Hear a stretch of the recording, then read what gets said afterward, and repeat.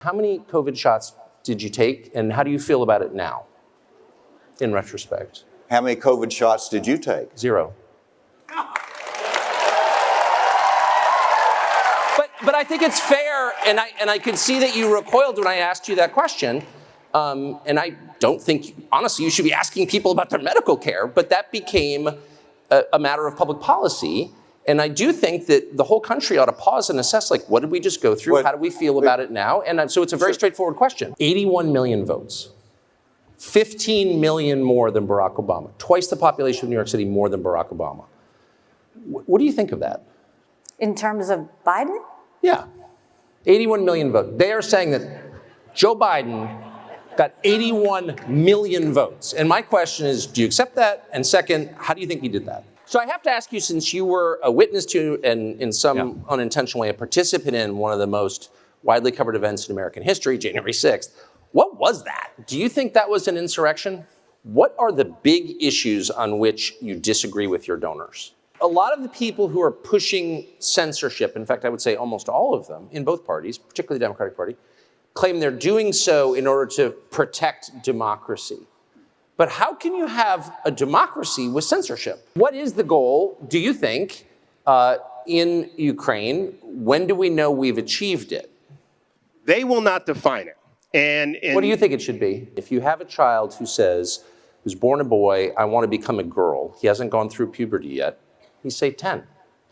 Is it treatment to prevent him from going through the natural process of adolescence? How is that treatment? It seems not like treatment. It seems like something else. Well, you have to, Tucker, I hope that we'll be able to talk about some issues. I know that... Well, this is one of the biggest issues in the country, and I think every person in this room would agree that it is a central issue, because these are children who are being altered permanently, and you can defend that alteration, that change, if you like, but there's really no debate about whether or not it's permanent. And so I think it's fair to ask you in a calm, rational, and I very much hope polite way, why you would support that. No, but you said that children should be able to choose their gender, and their parents should be able to affirm that, and the state has no role in getting involved. So how is that different? You're saying that a child shouldn't be able to choose a bathroom, but he can choose his sex? I don't understand. Let me finish what I said. Let me finish. Oh, I hope you will. If you don't mind. Well, please do.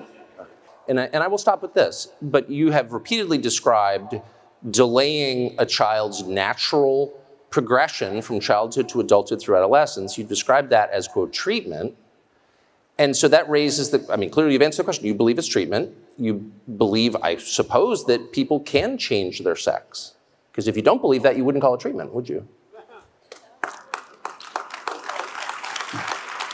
Why do you think the people who swarmed the Capitol on January 6th were mad? And why haven't we talked about that?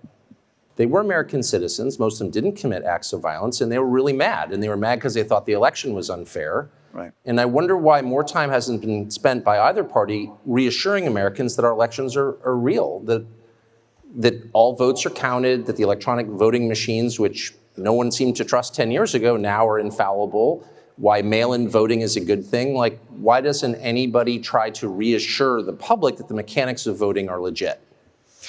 And are they? Do you think the last election was fair? 10 years ago, Democrats said, look, electronic voting machines can never be secure.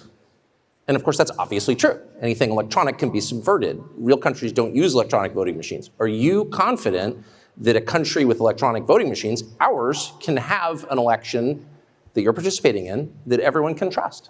In point of fact, no state, including ones with Republican governors, has really done anything about election integrity. They have not restored elections to what they were in, say, 1992, where you have paper ballots, you have voting on the day of the election, and you have voter ID. Like, these are super simple, but no one's done it. Why? I don't think anyone would say Joe Biden was a great candidate. No. Didn't campaign. He didn't campaign at all. He was not a figure who commanded respect among Democrats. They made fun of him. I'm not attacking the guy, but that's true. Right. Nobody in Washington said, I want my kid to grow up to be Joe Biden. And yet, at the end, he's got 81 million votes. 15 million more than Barack Obama, who, whatever you think of him, was a very talented politician, and I think smart.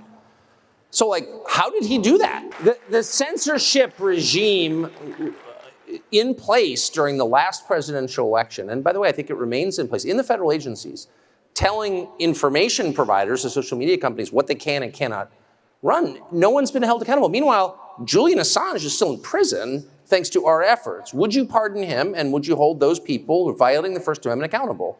The US government reads the private communications of American citizens by the tens of millions without a warrant.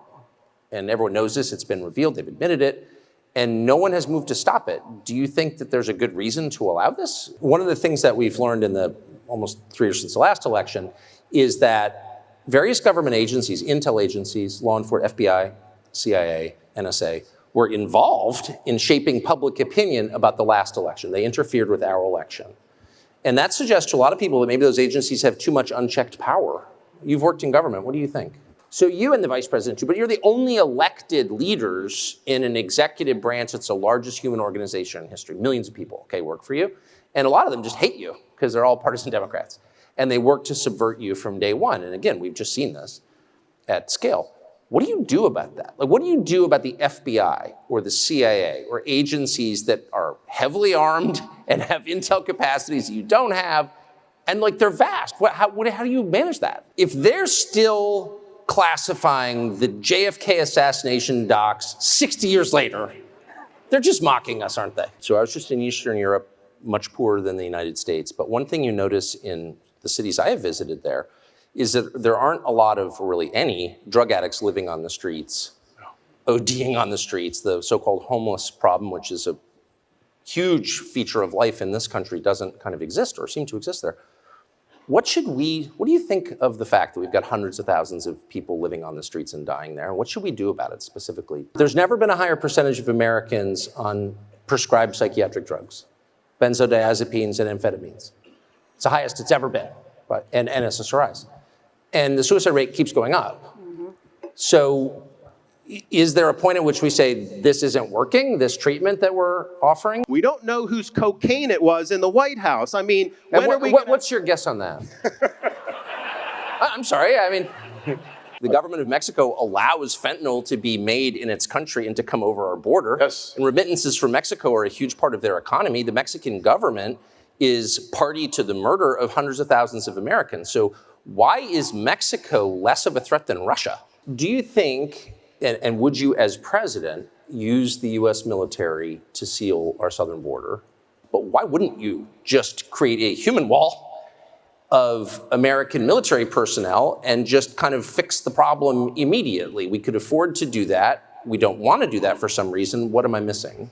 It's the carnage in the United States that I think most Americans are worried about. So you just described Mexico as a friendly country, and we need to help Mexico get the drug cartels under control because they're killing people in Mexico, but they're also killing hundreds of thousands of people here, and nobody seems to care. So we can argue about, what the policy solutions are, but it's the emphasis that I think is very striking to a lot of voters. Like, where's the outrage? 100,000 people die of poison sent through Mexico, and we call them a friendly country? I don't understand. I wonder what you do with the millions of foreign nationals here illegally, many with fake papers, who are here. What do you do with them? You become president. Yes. Sworn in January 2025, and you've got, let's say, 7 million people who've come in the last 4 years. What do you do with them? Do you deport them?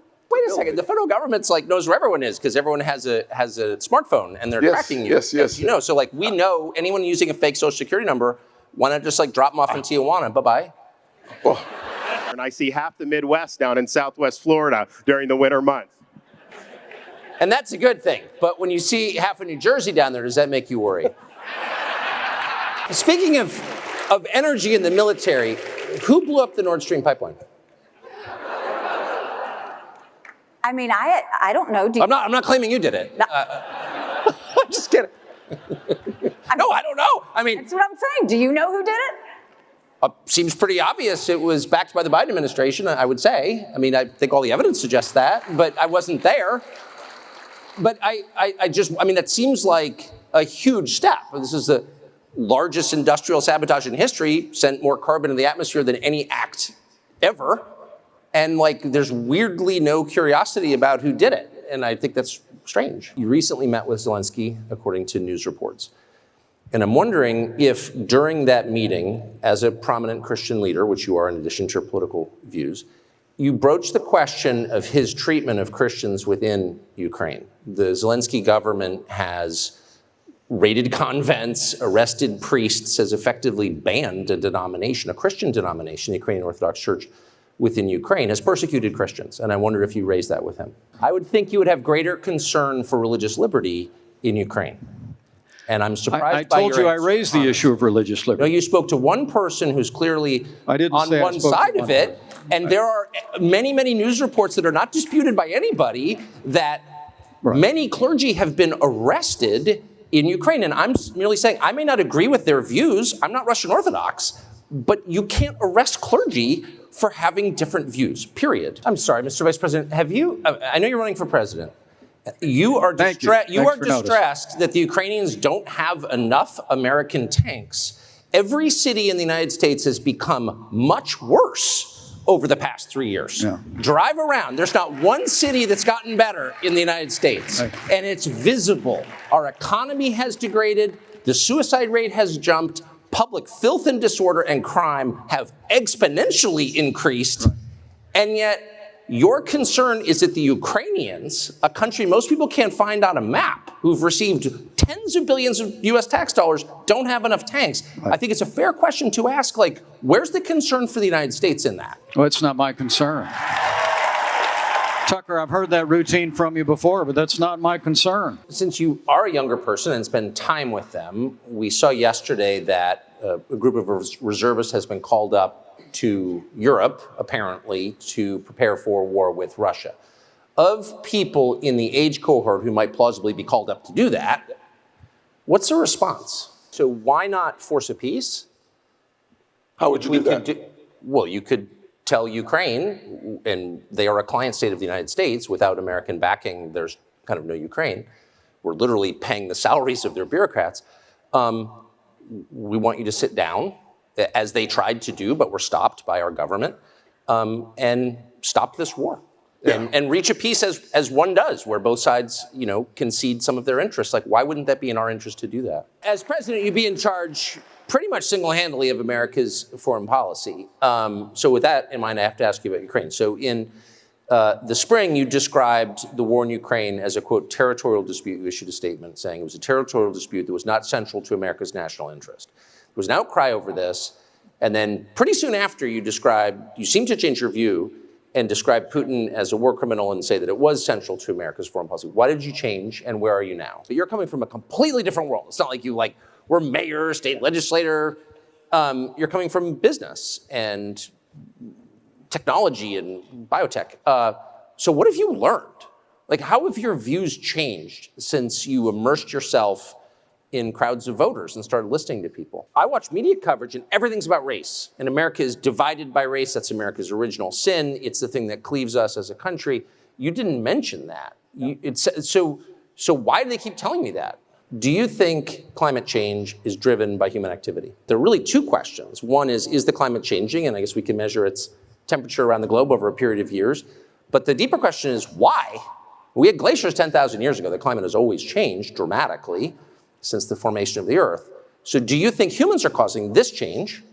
And do you think that we can stop or slow it down? Like, is there actual evidence? How concerned are you that in the wake of whatever the next economic disruption that we're going to face is, and everyone kind of feels like maybe there's something coming, that will wind up with digital currency issued by the central bank? Is it my imagination, or are people who weren't raised in traditional religious households, who haven't spent a lot of time thinking about theology, all of a sudden talking about God a lot? Do you notice that? I do notice that. You signed a ban on abortion after 6 weeks in Florida. Would you do the same as president nationally? So can you just give us your quick pitch? You're speaking to someone of goodwill and good faith, a decent person who has a different position from you on abortion.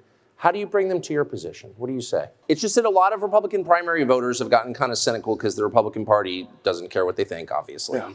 And you just look at the polling, what Republican primary voters think, what is the Republican Congress doing? Like, there's no overlap between the two at all, okay? So over time, people get a little bit cynical and they think, but you're in it, so you would know that maybe donors are kind of driving the agenda and not voters. Yeah. Well, and I lived in DC my whole life, and that's totally true. And you know it too. So are there cases, can you just name one, where the donors have come to you and said, I really like you, but this is the issue I really care about, where you said, I actually just disagree with you?